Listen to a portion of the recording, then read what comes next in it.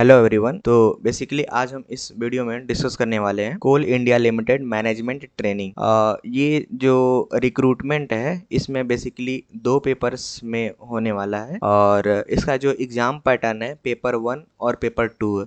मतलब पेपर 1 में आप सभी को जनरल एप्टीट्यूड जो कि उसमें 100 क्वेश्चंस रहेंगे और 100 मार्क्स के, ठीक उसी प्रकार से जो पेपर 2 होगा उसमें professional knowledge computer science IT के लिए बेसिकली ये भी 100 क्वेश्चंस का रहेगा और इसमें भी 100 मार्क्स के रहेंगे। ठीक है, तो टोटल नंबर ऑफ क्वेश्चंस जो होगा टोटल 200 मार्क्स का होगा और questions 200, total number of questions 200 और टोटल नंबर ऑफ मार्क्स जो भी रहेंगे इसमें 200 रहेगा। ठीक है, और जो मोड रहेगा वो सीबीटी मोड में रहेगा, मतलब कंप्यूटर बेस्ड टेस्ट रहेगा। और ये ड्यूरेशन कितना टाइम रहेगा इस पूरे 200 क्वेश्चंस को सॉल्व करने के लिए 3 घंटे आपको मिलेगा। और इसमें एक मज़े की बात है, एक अच्छी बात है बोला जाए तो इसमें कोई नेगेटिव मार्किंग नहीं है। आप बेसिकली आराम से मतलब किसी भी क्वेश्चंस को गेस करके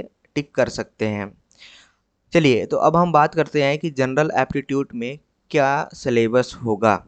तो जनरल एप्टीट्यूड में मतलब पेपर 1 जनरल एप्टीट्यूड, इसमें जनरल अवेयरनेस, रीजनिंग और न्यूमेरिकल एबिलिटी, जनरल इंग्लिश के बारे में इसमें पूरा कंप्लीट क्वेश्चंस मिलेगा आपको। तो बेसिकली जनरल अवेयरनेस में क्या क्या रहेगा, तो जनरल अवेयरनेस में current affairs, history and geography, Indian polity, constitution, economy और बजट से रिलेटेड क्वेश्चंस रहेंगे। साइंस और टेक्नोलॉजी से भी रिलेटेड क्वेश्चंस रहेंगे और sport, award, books, environment and ecology. ये बेसिकली जनरल अवेयरनेस के लिए हो गया। ठीक है, अब हम रीजनिंग के लिए बात करें तो रीजनिंग में क्या क्या पूछा जाएगा। इसमें सिलेबस में दिया गया है कोडिंग, डिकोडिंग, ब्लड रिलेशन और analogue, series, syllogism, sitting arrangement, puzzle and non verbal reasoning. ये हमारा रीजनिंग का पार्ट्स में पूरा टॉपिक्स आ रहा होगा।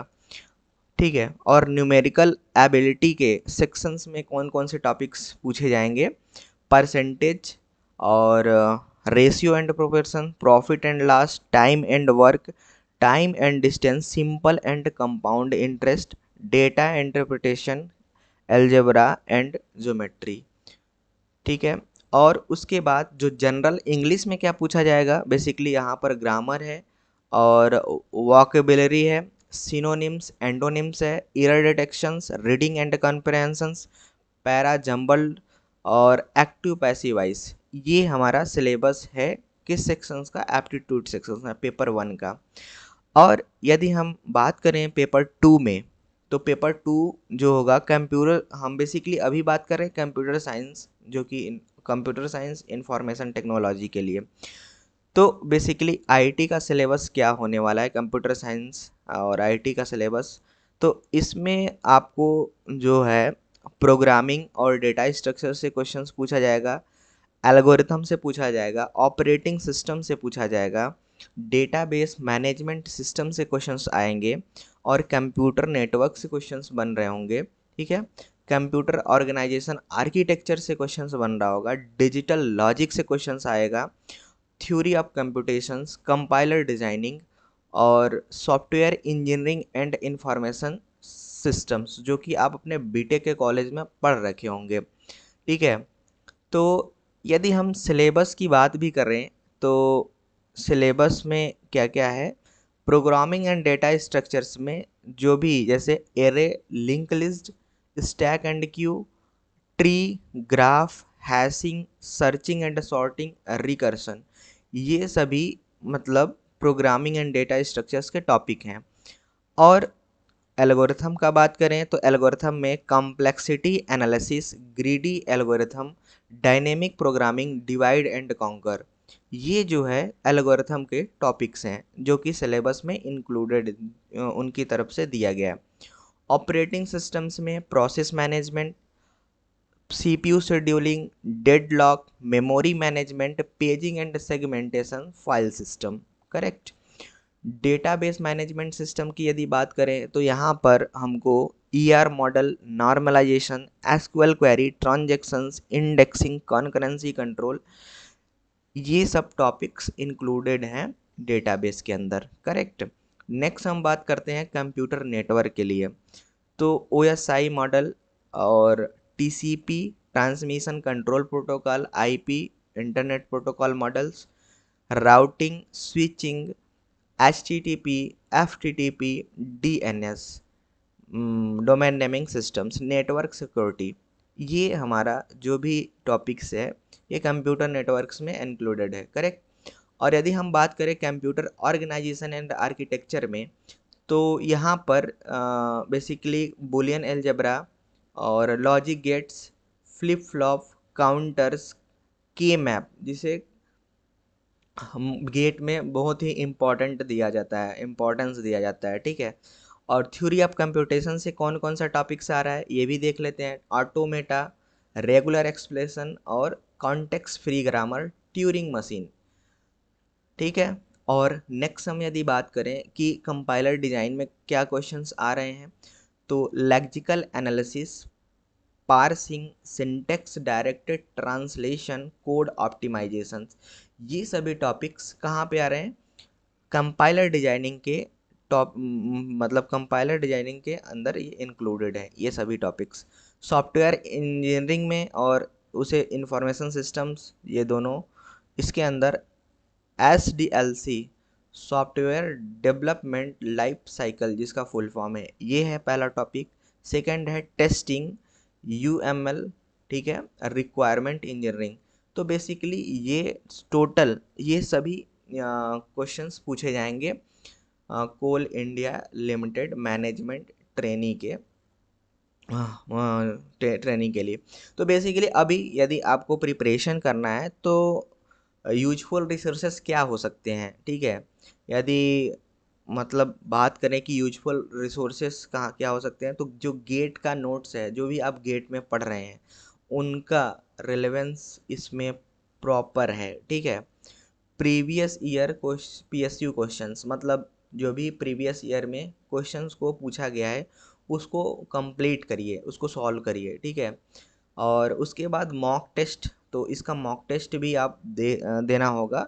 अच्छा ठीक है।